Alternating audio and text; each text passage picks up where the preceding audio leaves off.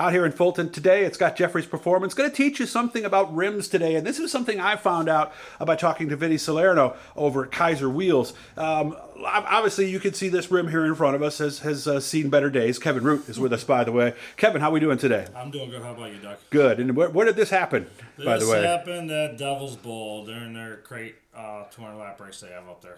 Now, for most situations, this rim would be toast, right? There would be nothing left of it if it was a single-piece rim, right? It was a single-piece rim, yes. But Keizer, what they do is there's three pieces, and I'm going to have Kevin turn it sideways so we can see what that is. There's an outer that you're looking at right now. There's a piece in the middle.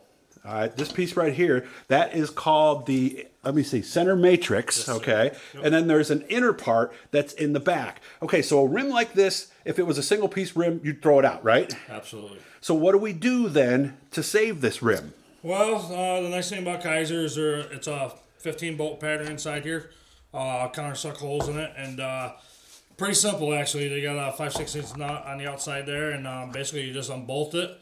And I'll pop these two out right here. If it comes out. If not, I got a gun.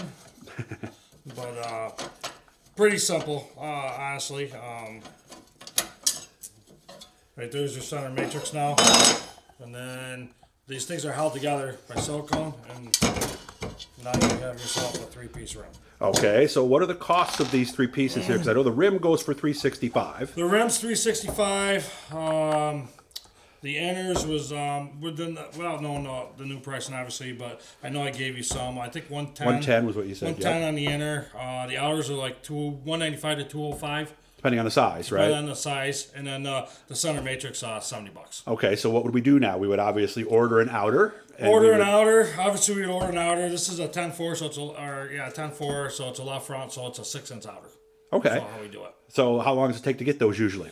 Usually, Keizer's been really good. Obviously, the problems and the unfortunate happening over the summer, with the building catching on fire and basically having a total loss. We're looking at about mid-February to getting all the wheels probably getting back in stock along with the outers and inners. So we're hoping mid-February, but when they're up and going, and who knows when they're going to get caught back up, but usually we have them in stock all the time. Okay, and for you that are not in back order, maybe late February, March for the people buying new that don't already have orders in. Yeah, unfortunately, we got a pretty good list. We had a pretty good list before we everything that happened in Keizer. So unfortunately, we got to take care of the back orders we have still. But we might be able to have a couple rims here and there for people that aren't on the list or anything right now. But we're certainly going to work with everybody, and Keizer's working with Vinny right now, and Vinny being the major supplier for Keizer Wheels. We're definitely, I'm in touch with Vinny every day, so we're hoping that come mid-February we'll be able to have some stuff and going forward. I think that what they got going on with the new machines and new processes they're going to do, I think it's just going to be a lot more efficient on their end, and I think we can get them a lot quicker. Okay, so now we have our new outer. What do we do? How do we put it back together?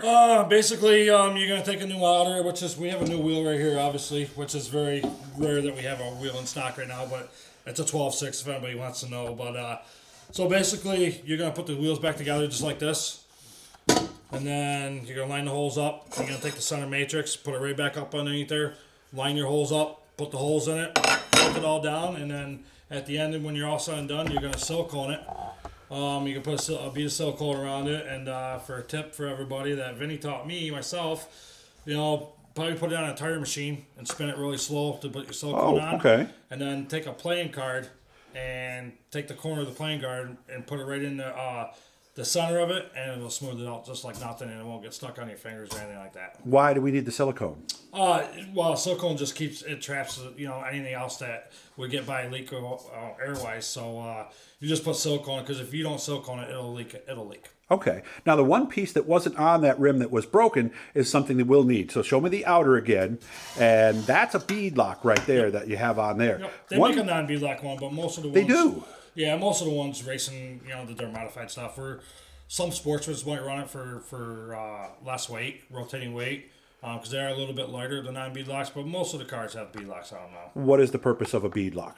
Beadlock, obviously, basically, it's a little bit stronger than a non-beadlock. I mean, you could take a little bit more of a hit on a beadlock than you kind of once a non-beadlock gets hit and folds, there's nothing holding it in there. At least the beadlock will hold it in a little bit.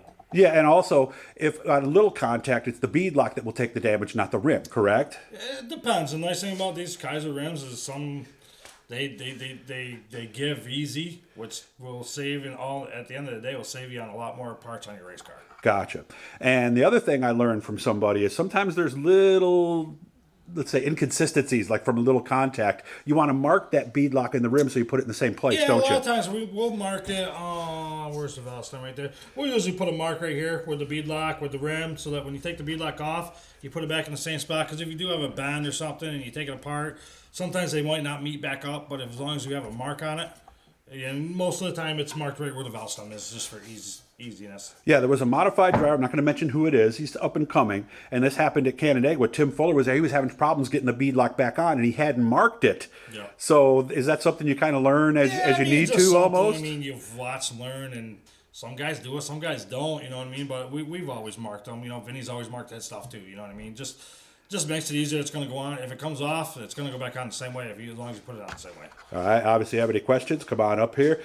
Kevin not only knows this stuff, but he races as well, and he's been doing it for quite some time. So just call Keizer, call Kevin up here at Scott Jeffries Performance, and I appreciate your time, man. We're going to do 2 other things, so look for those in the next couple of weeks, and now you guys know a little bit more about rims. Thanks, Kevin. I appreciate it, man. Thank you, Doc. Appreciate it.